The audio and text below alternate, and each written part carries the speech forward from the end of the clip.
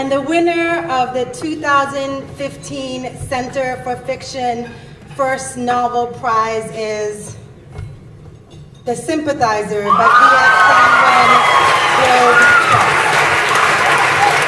Nguyen. Wow, this is what a prize looks like. It's pretty incredible.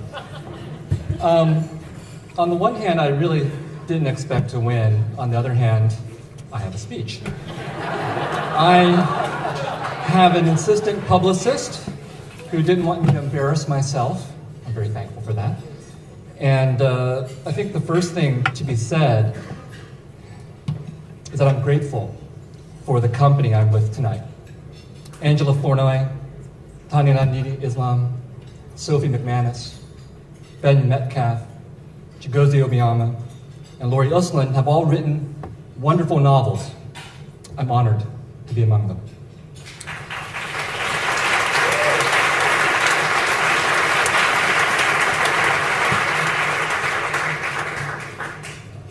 I wouldn't be here if my agent, Nat Sobel, hadn't found a short story of mine in Tri-Quarterly. He works incredibly hard to find these things, I guess, and I'm very lucky for that. But he said, if you want to be published in New York City, you have to write a novel. I said, okay, and that's what I did. He and his assistant, Julie Stevenson, encouraged me along the way until my book came to the attention of a brilliant young editor named Peter Blackstock.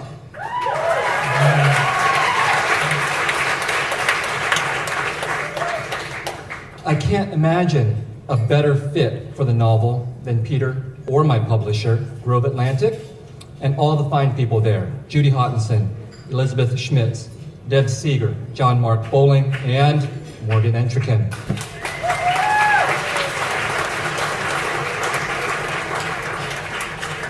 While they worked incredibly hard on my behalf, the person who suffered the most for the novel, besides myself, is my partner, Lan Duong, who couldn't be with me tonight. I'm going to call her right after this and tell her, honey, I won. She has read every word of fiction I've published and many of the drafts. And of course, if you have ever been unfortunate enough to have to read the drafts of a writer's work, you know how difficult it can be to still find words of encouragement after doing that. She was always there for me.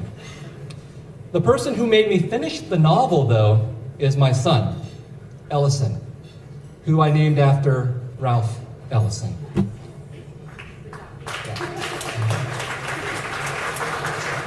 I'm sure you've all read Invisible Man. It's still a novel that's relevant to us today. It certainly was important to me when I was in college. So I named my son after Ralph Ellison, and it was his impending birth that forced me to write faster. I finished the first draft of the novel 2 days before he was born, and then I revised the novel for the first 3 months of his life, working till 3 in the morning while he slept, and then drinking till 5 in the morning.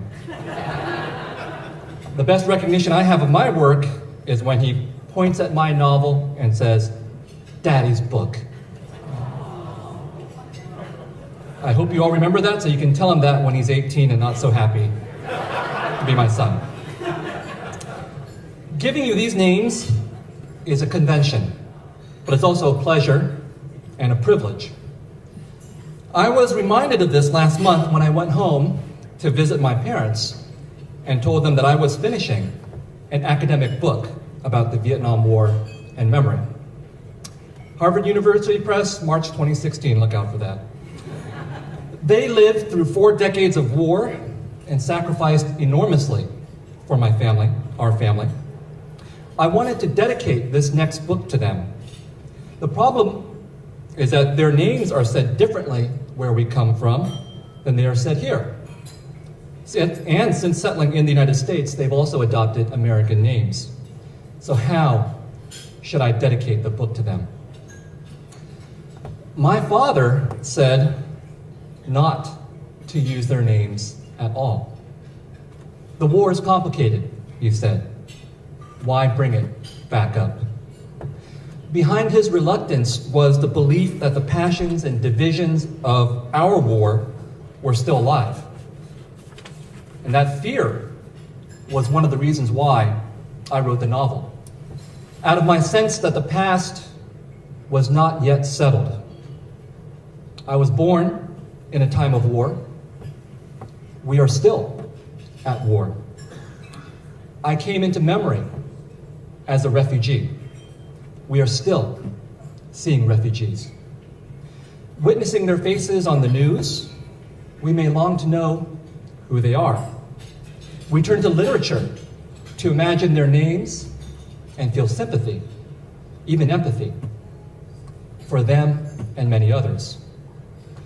But those feelings may say more about us than them, since the reality of history is that not all names will be knowable. In the end, the two whose names I want to say the most, I cannot say at all.